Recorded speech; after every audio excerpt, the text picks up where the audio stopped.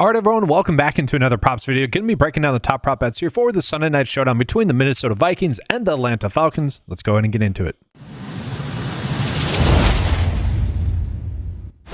So, as always, I'd like to start off with a quick game preview. Going to be breaking down kind of my favorite bets for this game, just in regards to totals, spreads, and then money line, and then we're going to go ahead and get into the props. So, I will say I'm a little bit surprised by the spread here.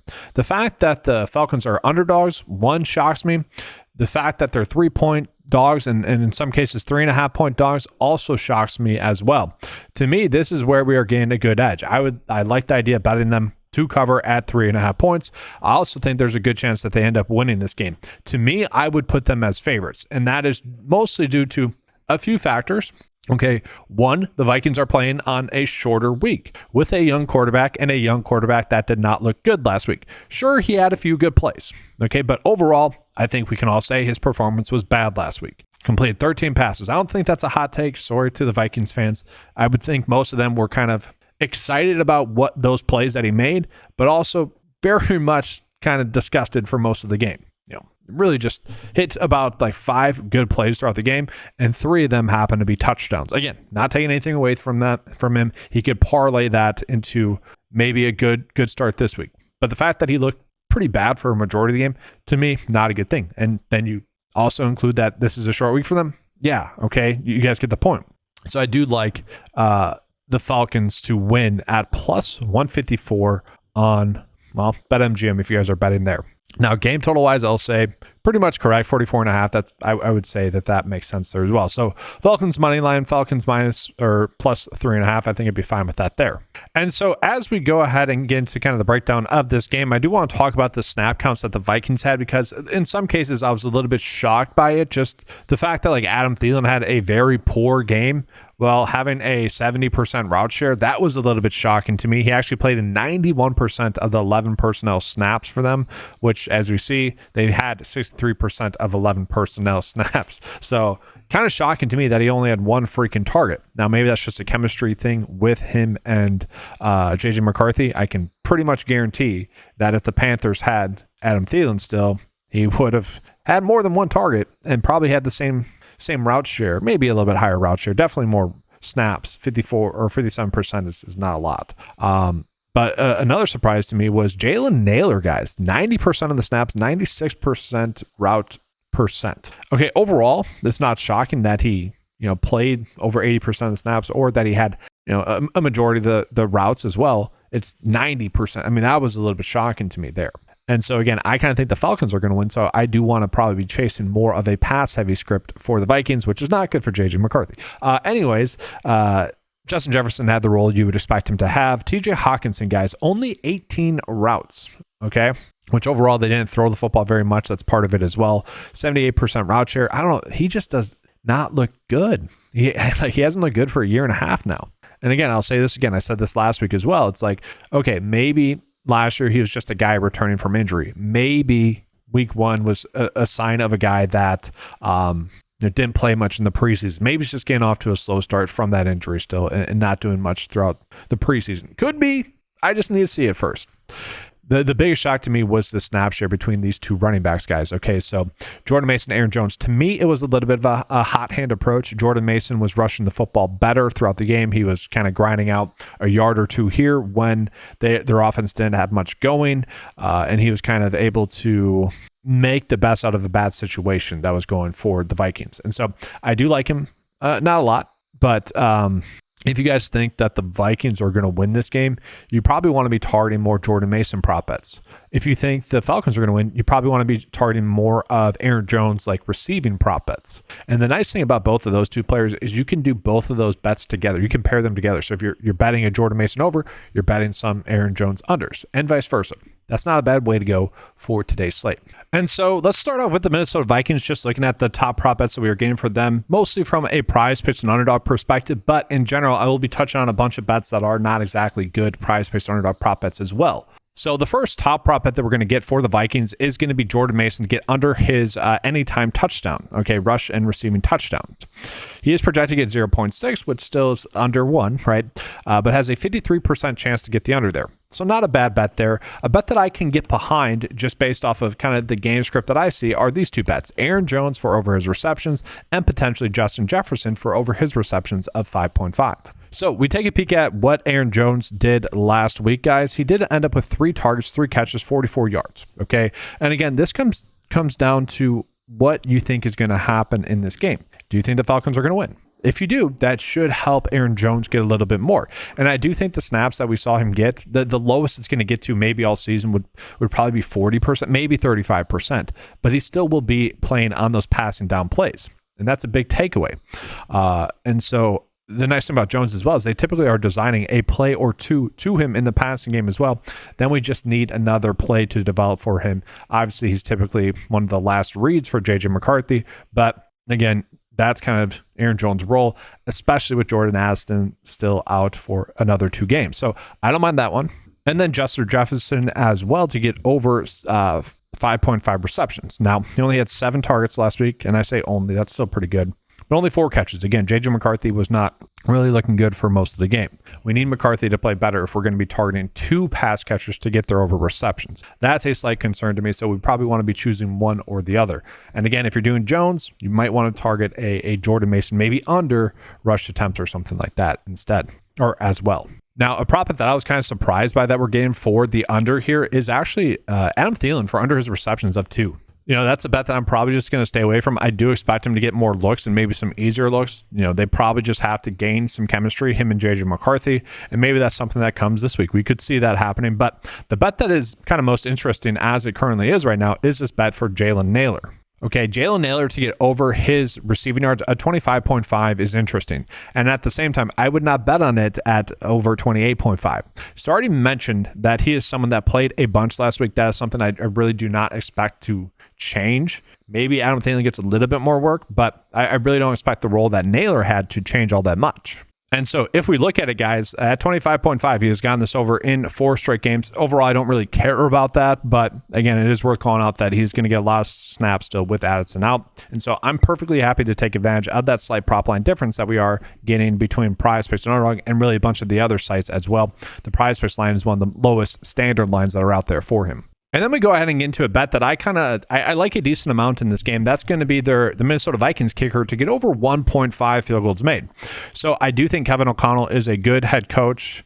I feel like he got a lot more love, and the Vikings just got more love than was really justified. I don't know. It was strange last week, the amount of love that KOC got and that J.J. McCarthy got. Just a little bit strange.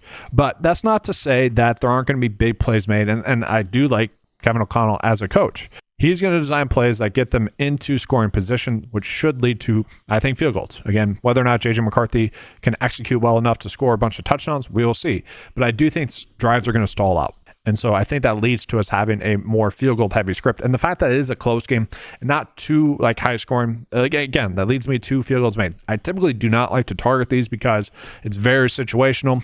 Does a third down play become a 4th and 1 where the Vikings decide to go for it, or is it a third down play that becomes a 4th and 3 to the point where they decide to kick it? That stuff happens every single game, and it can be frustrating when you bet on field goal prop bets like that.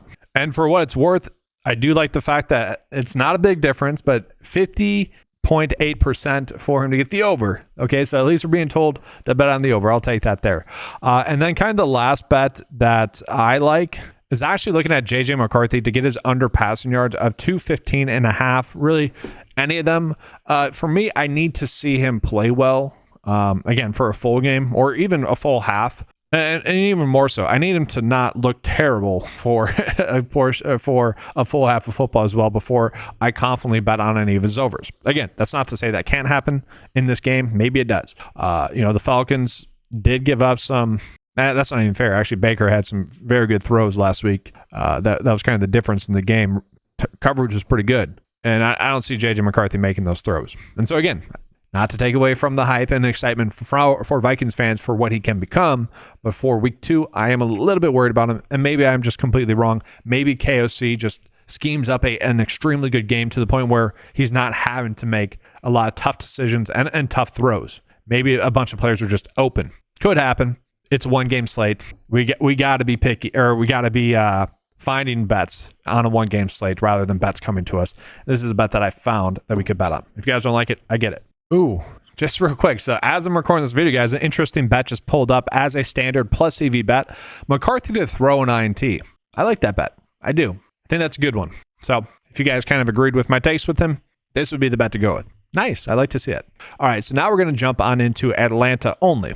For Atlanta, my biggest question mark is how much will Darnell Mooney play in this game, who's going to be healthy and good to go in this game. He is someone that at the tail end of the season last year did kind of see his production fall off a little bit. And just him and Michael Penix have not had a lot of time to have a bunch of chemistry. And so that is something that worries me. Maybe he doesn't get as many targets. Now, I've always loved the talent of Darnell Mooney. He can be productive even in limited snaps.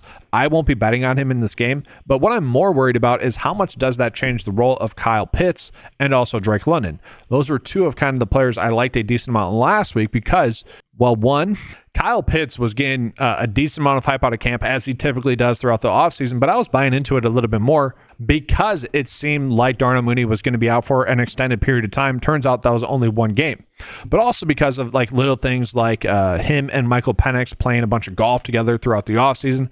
Those little things off the field can lead to good chemistry on the field as well. And so I'm looking at some of the bets for Kyle Pitts. The question is, obviously, does his role change at all with Darnell Mooney being there? Are any targets going to go away? Because he ended up with 8 targets last week, and I like him to get over 5 targets or to at least match his 5 targets. Another bet that we're kind of being forced into, would actually like to just bet him to get 3 receptions because I think that's what he's going to get, but 3.5 receptions. That boosted payout, more so on more traditional sites or maybe sleeper where they actually give a little bit better odds than prize picks and underdog. Could go with that for Kyle Pitts to get over 3.5 receptions. Again, I'm kind of forcing that. Again, it's a one-game slate. I fully understand that. If it wasn't a full game slate, I probably wouldn't be placing this bet. It's more of a traditional bet if you're trying to chase better odds than what we would get on prize picks. So I want to make that clear. Now, another way to go about betting on Kyle Pitts is right here as well. Over 32.5 receiving yards. Not a terrible bet there as well. Again, between prize picks and underdog, there's a big prop line difference there. So if you want to take advantage of the prop line differences, do Jalen Naylor and Kyle Pitts for over their receiving yards. You're done. Get out of here. that could be simple as that. But after that, guys, we are seeing a prop line difference for Darnell Mooney. Again, I love the talent of Darnell Mooney. How much will he play? Has he built up that chemistry with Darnell Mooney in a short period of time? Don't know. It's a guess game. Not going to bet on him. But to me, guys, really one of the better bets that we are getting for the Falcons is Michael Penix to get over his fantasy score. Okay.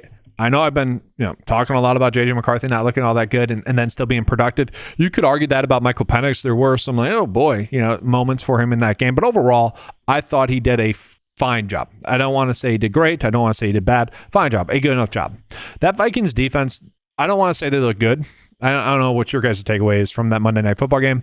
I thought that game was really just due to the Bears choking it away in the second half. And now Caleb Williams looked good in the first half, and you could argue, well, Caleb Williams just played really well for a few drives. That Vikings defense actually did pretty well as a whole.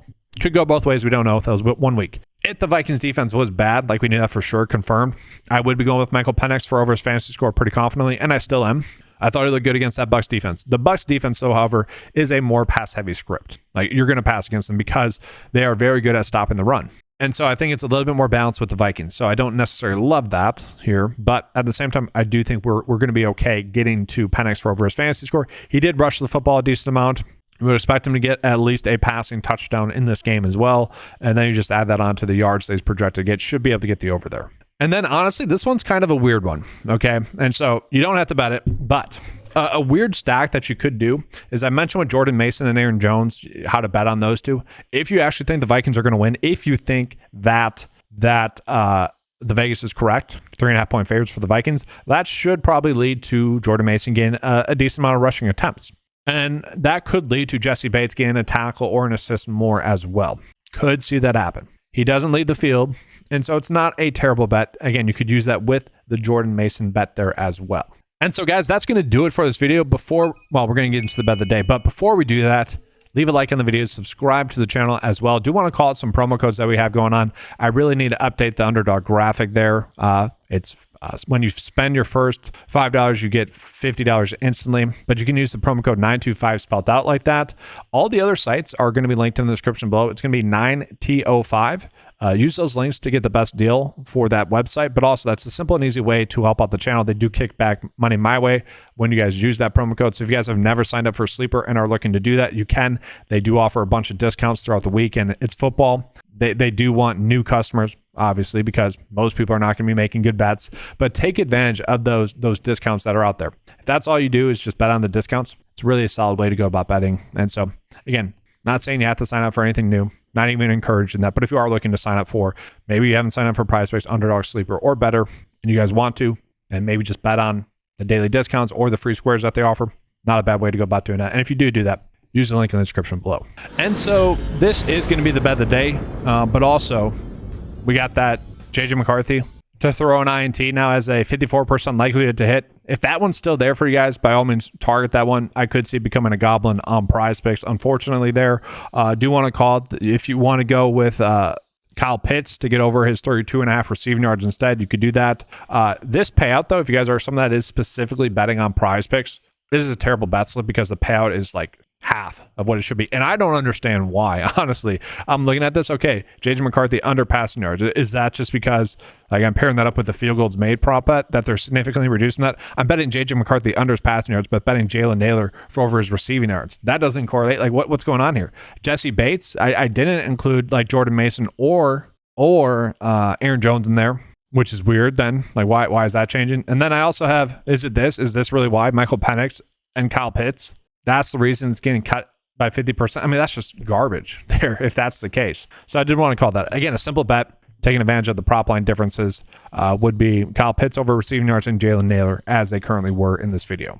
But that's going to do it for this video, guys. Appreciate you being here. Good luck with all your bets for this slate. I'll see you guys for the Monday 2-game slate. I'll have NFL DFS coverage for that, as well as prop bets as well. Again, if you guys would like access to any of the tools that you saw in this video, head on over to 9to5sports.com. Get access to all the tools for a low monthly cost of $10 a month. Thank you guys for being here. Good luck, and as always, let's keep cashing.